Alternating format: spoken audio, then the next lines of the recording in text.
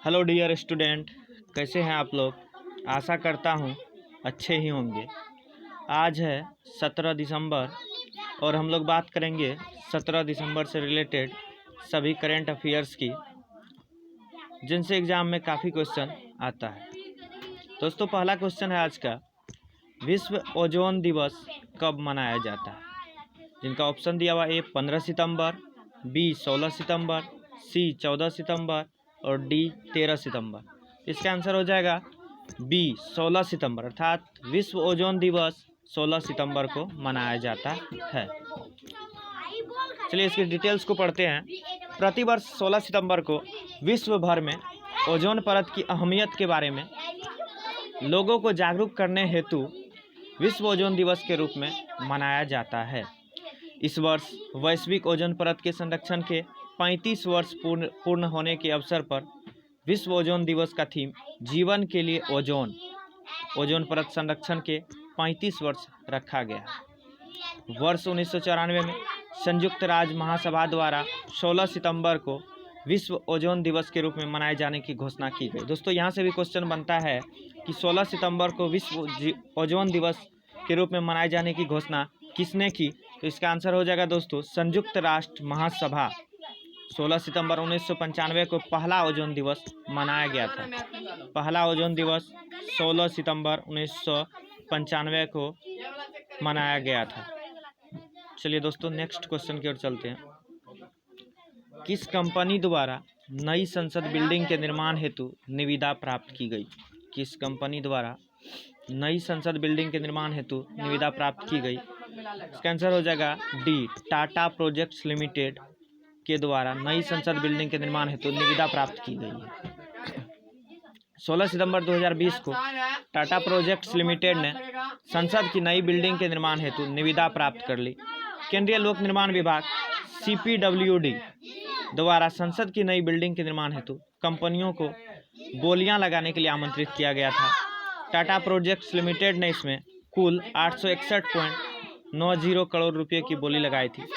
बोली के लिए आमंत्रित करने वाली नोटिस में बताया गया था कि इस बिल्डिंग के निर्माण में कुल 21 महीने का समय लगेगा।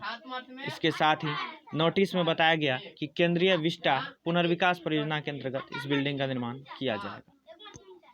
क्वेश्चन नंबर 3, वर्ष 2020 में सबसे अधिक कमाई करने वाले फुटबॉलर कौन है? वर्ष 2020 में सबसे अधिक कमाई करने वाले फुटबॉलर कौन है? तो आंसर हो जाएगा लियोनल मेसी। लियोनल मेसी एक ऐसे फुटबॉलर हैं जो 2020 में सबसे अधिक कमाई किए।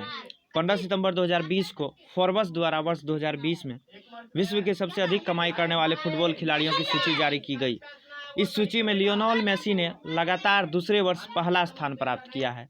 सूची में अर्जेंटीना के स्टार फुटबॉल खिलाड़ी लियोनेल मेसी की कुल कमाई 927.5 करोड़ रुपये अर्थात $126 मिलियन बताए गए।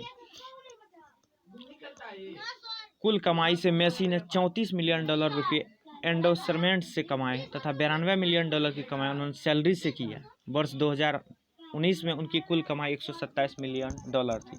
अर्थात लियोनेल मेसी 2019 एवं 2020 दोनों वर्ष में सबसे अधिक कमाई करने वाले फुटबॉलर हैं। क्वेश्चन नंबर 4 है, 16 सितंबर 2020 को बॉर्डर गार्ड्स बांग्लादेश BGB तथा भारत की सीमा सुरक्षा बल BSF के बीच 4 दिवसीय कॉन्फ्रेंस की शुरुआत कहाँ की गई? अर्थात बांग्लादेश और भारत के BSF के बीच 4 दिवसीय कॉन्फ्रेंस की शुरुआत कहाँ हुआ? तो ढाका में, बांग्लादेश की राजधानी ढाका में। 16 सितंबर 2020 को बांग्लादेश की राजधानी ढाका में भारत की सीमा सुरक्षा बल BSF, बॉर्डर सिक्योरिटी फोर्स तथा बॉर्डर गार्ड्स बांग्लादेश BGB के शीर्ष अधिकारियों के मध्य कॉन्फ्रेंस की शुरुआत की गई। इस कॉन्फ्रेंस का आयोजन 4 दिनों तक किया जाएगा। भारत की ओर से 6 सदस्यीय प्रतिनिधि मंडल ने कॉन्फ्रेंस में भाग लिया है। कॉन्फ्रेंस में भारत का प्रतिनिधित्व BSF के महानिदेशक राकेश अस्थाना द्वारा किया जा रहा है। तो दोस्तों, यहाँ से भी क्वेश्चन बन रहा है कि BSF के महानिदेशक कौन है? राकेश अस्थाना। वहीं बांग्लादेश की ओर से कॉन्फ्रेंस में 13 सदस्यीय प्रतिनिधि मंडल ने भाग लिया, जिसकी अध्यक्षता BGB के DG मेजर जनरल सफीनुल इस्लाम द्वारा की जा रही है। क्वेश्चन नंबर 5, प्रधानमंत्री द्वारा किस राज्य में नमामि गंगे तथा अमृत योजना के अंतर्गत विभिन्न परियोजनाओं का उद्घाटन किया गया?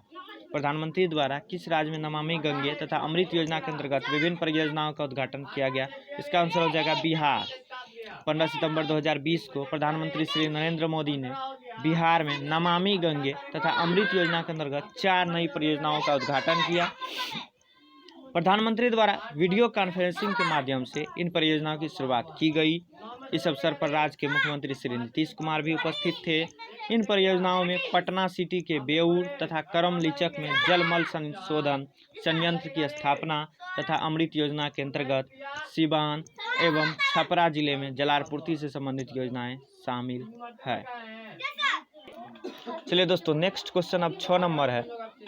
बैंकिंग रेगुलेशन संशोधन विधेयक को लोकसभा में कब पारित किया गया? अर्थात बैंकिंग रेगुलेशन विधेयक जो है उसको लोकसभा में कब पारित किया गया? इसका आंसर हो जाएगा 16 सितंबर 2020 को।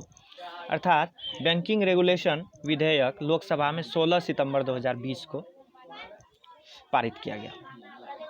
16 सितंबर 2020 को लोकसभा में बैंकिंग रेगुलेशन संशोधन विधेयक को पारित किया गया। लोकसभा में केंद्रीय वित्त मंत्री श्रीमती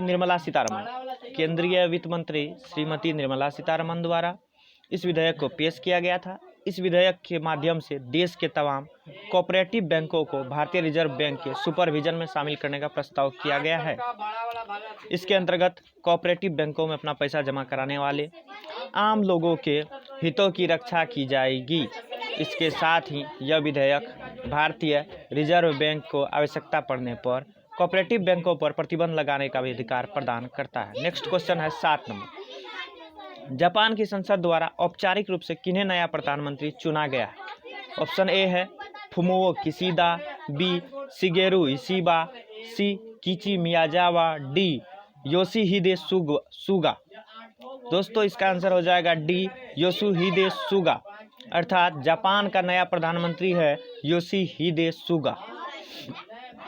16 सितंबर 2020 को जापान की संसद द्वारा योशिहिदे सुगा को औपचारिक रूप से देश का नया प्रधानमंत्री चुना गया।